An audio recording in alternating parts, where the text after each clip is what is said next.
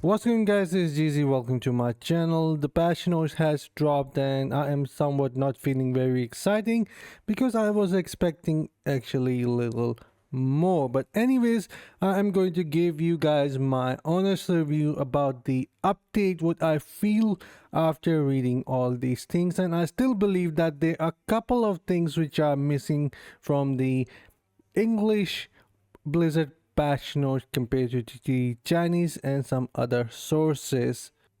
So who knows, my opinion regarding the update will change when it goes live. But anyways, let's look into it. We already know that the update is going live on 19th June. The maintenance is going to be tomorrow. So pretty much there is less than 48 hours now, and they have dropped the teaser for Prince of Freedom. This is what the 4.0 is being called, Prince of Freedom. Aberrich is making his way into Sharwal Wilds, corrupting the land. Then the Codex here has a lot of things: Prince of Main Quest, Clobber, the competition in party duel, then dare to challenge the Bloom Hollow ancient legendary item, which is going to be even higher quality than the normal legendary gear, then Set Hunter event, Freedom of the Wilds event, Darkened Liberation event, new legendary gems, 5-star Blood Flow legendary gem, Deadly Wisdom Phantom Market skin, which is looking really cool, returning events, new legendary items, Paragon skill set items, and class balances, new familiar passive skills, features, and some nerfs. So here in the Codex, it does add a lot of things, but when I will get into all this, it is not somewhat really exciting, at least not for me. Anyways, Prince of Freedom main quest is coming, and it is going to expand the Sharwal land, and also I believe that it is going to take us close to our next hero, Druid class, and somewhat stop there until Druid will go live and we will see more action afterwards. That is just my guess, but yeah, this is what I believe is going to happen. And also, the questline is going to be awesome as always because Blizzard really knows how to make them. But the thing is that we can only enjoy them once, or we can play them to the chronicles, but still I don't think many people do that. Or if you just want to jog your memory, then maybe you would do it, but it's a one-time thing most of the time. Then Clobber, the competition in party duels. We have seen some gameplay already, the teaser. Overall, it looks fine, but I don't think I'll be doing it unless there are going to be some really great rewards adds to it. Otherwise, going out just for a friendly duel is actually good for practicing for Rite of Exile, Vigil of Blade, and such. But outside of that, I don't think most people would be doing it, and especially not free to play and misspender will be wasting their time because they would prefer to play Battleground or do some other activities if the rewards are not going to be great in here. At least it is not that appealing for me. You guys have to let me know what are your thoughts. Then dare to challenge the Bloom Hollow. So from June 19th, we are getting new difficulties: Inferno 7, 8, and 9. We all knew that it is going to happen, and this time around we're only getting 3 bosses. I guess they are going to be really hard to beat since they are not adding more than 3. And also, if you would look at their combat rating, the requirement is somewhat really high this time around. For Inferno 7, you would need 51,000 for Gauntlet Season 1, then 59,000 for Gauntlet Season 2, and Gauntlet Season 3, 54,290. And the same combat rating is going to be required for the Challenge Dungeon as well, I think. But yeah, the requirement is somewhat really high. I am not even close to 50,000 yet. So I guess this is going to be somewhat hard for free to play and small spenders. Unless the new Ancient Helm is going to add a lot of combat rating, there. Then ancient legendary item. This is a new helm which we will be able to unlock from Inferno 7 and above, and we can get them through Heliquary Raid, Heliquary Gauntlet, Vanguard, Terror Rift, Oblivion Pillars, and Hellslayer Bounties. Also, we can craft them, and we would require this new 100 material which we can get from Heliquary bosses, daily dungeon rewards, and battle pass daily chests. And this is somewhat what they look like. And also it says that item will not only boost your combat rating significantly, but the FXs they provide create new direction to take your build in. We're extremely excited for you to beat back Hellspawn using ancient legendary items. So there are going to be 5 of them, and they come with somewhat like these FXs. So in my opinion, they are looking good and will give you some flexibility. I'm not going to go in full detail right now because I have not got my hands on it. I need to get the vibe how they feel like it, then we will talk more. But we have to see how much combat rating they are going to offer. And yeah, we have to do the Inferno 7 bosses to get these. Then Set Hunter event. This is good, but I wonder if it's only coming this time around or it will come back with the next difficulty when we get close to Paragon Inferno 800, I mean 1000 Paragon, which is going to unlock the Inferno 8. If it comes with every next difficulty, then Set Hunter is going to be an amazing event in my opinion, which can last for a month. So you will have easy time finding the set items that you actually need, in my honest opinion. And then we have Freedom of the Wild event, and you need to play Survival Bane, Trial of the Horde, Conqueror, and Wild Brawl in order to get some of these points that can be exchanged for rewards such as 2 Telluric Pulse, legendary items, set items, and more. So not so bad. Then Darkened Liberation event.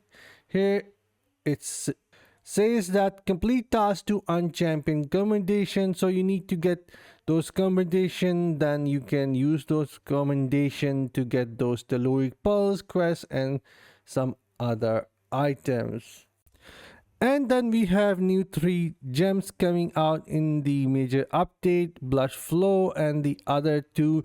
But honestly, I don't want to say anything right now before I test them out. They do look great on the spreadsheet, but I am not convinced because every time when something looks really good on the spreadsheet, they always had some sort of secret con. So yeah, for now I am not going to say anything and let's move forward. But yeah, if you have been hoarding quests, saving them just like me, then we can have 50% increased chance for getting these new Blood Flow gems. So make sure you at least do that, and also you're going to get a free copy for it. So good luck there. It also says yeah, you can get the free copy out there. Then Deathly Wisdom Phantom Marquis skin. This is looking actually really good. It has unique wings. The higher resonance you have, the bigger wings you will get for this, and those wings are going to look somewhat really unique. And yeah, it is going to be one of the best Phantom Marquis skin out there in my opinion. And then we have returning events such as Alley of Blood on June 20, Rising Damnation June 21, Hungry Moon 28th of June. Then new legendary items, legendary Paragon skills, set items, and class balances.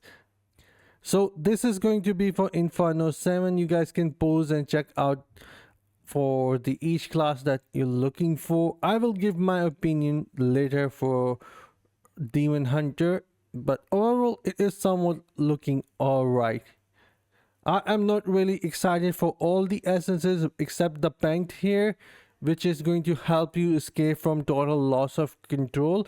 And other one, they do seem good, but I am not convinced yet, because every time when the essences for Demon Hunter looked good, they always has a downside. So yeah, I don't want to say anything until I get my hands on them, but you guys can pause and read them out. But yeah, we already knew that we were getting the new essences, so this is pretty much somewhat a content that we always get. And I hope that the essences you guys are getting for your classes are somewhat good and you're feeling excited. However, for Demon Hunter, I don't feel really exciting, except the paint, which I will be getting. Then Paragon skills, I think they had done is something different this time around, and it is quite a nice move. It is also going to help them not condense or reduce the paragon levels to maintain those points. Instead, this time around, they are doing something different. We are introducing 4 new legendary paragon skills. These skills can be progressively upgraded by spending paragon points to unlock additional attributes without requiring all 80 paragon points to fully unlock the skill. Each legendary paragon skill contains 20 ranks, cost 4 paragon points each to unlock. Each rank provide different attributes, and the final rank unlock the skills for you. So you see, now they don't have to worry about bringing new specialization. This is going to take a lot of time for all of us players to get them, and I am going to test all of them, but honestly all 4 of them are looking quite interesting here, and I have to test them out which one is actually good. But yeah, this is actually a nice thing, and we will be able to put points inside them once we reach Paragon 900. And I don't want to get into the detail right now because I need to get my hands on it. I don't want to make up my mind just by reading them. Then the set item here is somewhat looking good for PvP. In my opinion, it is a electrocute or lightning one.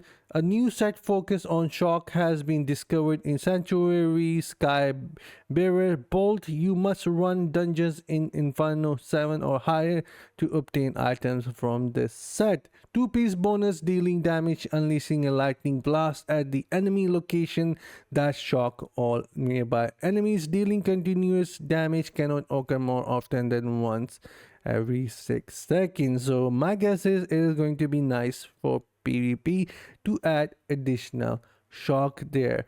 4-piece bonuses: when you shocked enemies, you automatically release a chain lightning at them, dealing damage up to 4 chain lightning triggers at once, and this cannot occur more often than once every 6 seconds. And I believe that most players are going to just use the first 2 pieces. I'm not really sure about the 4 pieces. And the 6 pieces does lightning blast now also surrounds you in an electricity field that shock enemies, continue dealing damage and every second to those that remain in the field, while empowered your attacks also unleash a chain lightning that damage enemies cannot occur more often than once every 20 seconds, every 40 seconds, I think. Every second, yeah. Electric field cannot occur more often than every 40 seconds, and these are the dungeons from which you are going to get them. And this could be a game changer if the stun effect is going to last longer. If not, then a lot of players are just going to stick with the older set items and going to avoid this one, but still we're going to give it our try. Then also, general critical hit damage cap has been increased from 100% to 120% for PvE activities. This remain unchanged for PvP. So I guess they are making this change because of the Blood Flow legendary gem. And also Necromancer is receiving a slight nerf there with the Proximer Fear Pent now only deal damage and fear on cast and on end instead of during the entire duration. And honestly, it does make sense. And also, two new familiar passive skills have been added there, and the cat has received nerf there. Here it says additionally familiar passive skill savior has been modified to reduce the power of the familiar active skill as a trade-off for saving the player from that. So you see, cat has reduced, has been nerfed, and it is going to impact Wales a lot more than any other player. I myself have no cat, so I don't really mind there. And honestly, this change has came a bit too late, almost after 2 years, and a lot of players have spent thousands of dollars into getting the perfect familiar, and this is somewhat stupid in my opinion. If Blizzard really wanted to address this issue, they should have just bring the newer familiar as a counter, so player would actually invest more and try to get the other pet. But nerfing it down, yeah, it's a bit too late for that. Then PC key shortcuts, it is a good thing, not really exciting or game changer in my opinion, just small quality of life feature. However, portal interruption is a good thing which they have finally addressed. I have said about this and the community have said about this as well. So ever been caught off guard digging through your map to set up portal only to be stopped by a small spider? We improved the portal experience by reducing interruption that cancel the action of summoning a portal in wilderness. So a really good change there. Then Storm Point Keep, an additional waypoint was added to the Storm Point, so yeah, that's a nice change. Also, they are promising that the Battleground matchmaking is somewhat going to be improved. To continue our ongoing initiative to improve Battleground matchmaking system, we have introduced another round of update. These updates aim to more fairly match you against other players of relative skills, resulting more balanced games. We plan to continue fine-tuning this system in the future. Well, I don't believe it anymore. That's just that. Yeah, leave it just at that. I'm going to leave that at that for now.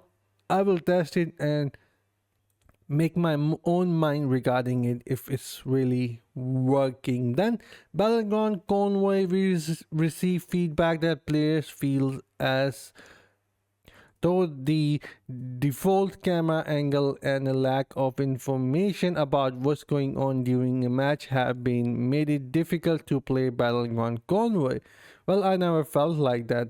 To address this feedback, we made some changes. At any time during a match, you can tap and hold on the screen to pan your camera around the battlefield. Releasing will cause the camera to snap back to your character location. This is actually somewhat going to be nice. This action can be performed on PC by clicking and holding the scroll wheel of your mouse. What about controller? I'm a controller player.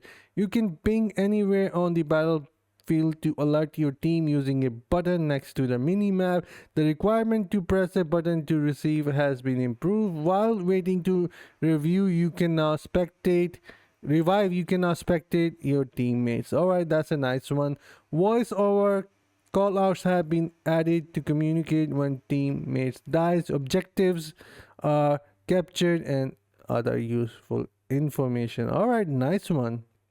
So they have added the AI voice there. Then also they are bringing the old season or the old map of Vanguard, I think, with couple of changes there. And also they have fixed the exploit of raid as a shadow. The players who used to enter and exit right away to get these activity points, they can no longer do that. Now you have to open chests to obtain those activity badges points for the Deeds of Valor. Then build recommendation, they are improving that in the future. And also item power UI, they are changing that as well to help us look into our character and how it is being set up and what the specs looks like. Hero Journey Challenge Rift is coming with the new levels up to 550 from June 19.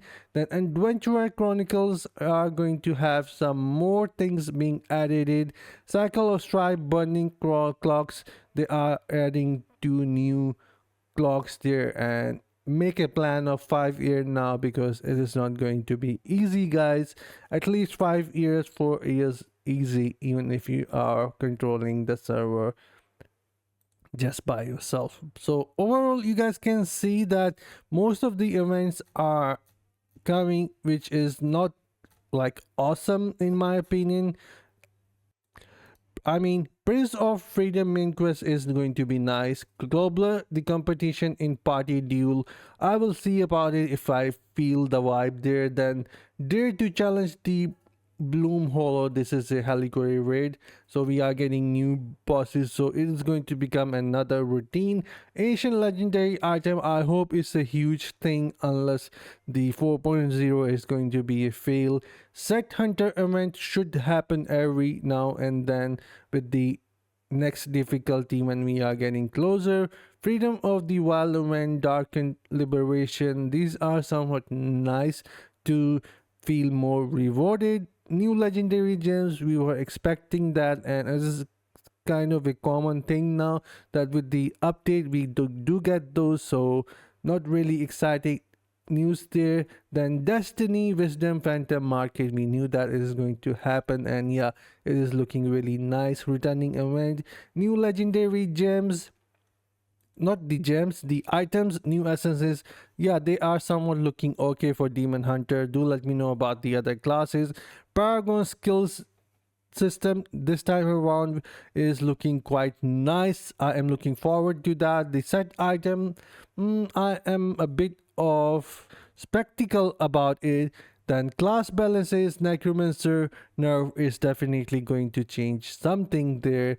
Then new familiar passive skills, not really looking forward to it. And the cat's nerf isn't going to affect me. Then feature update, somewhat alright. I was expecting a little more, but you guys have to let me know what are your thoughts. But yeah, my thought might change, and also gem surge might come. It was being mentioned in the China notes but not here, so we will see. But anyways, do let me know what are your thoughts, and I'll see you guys in the next one. Until then, take care, have fun, and bye guys.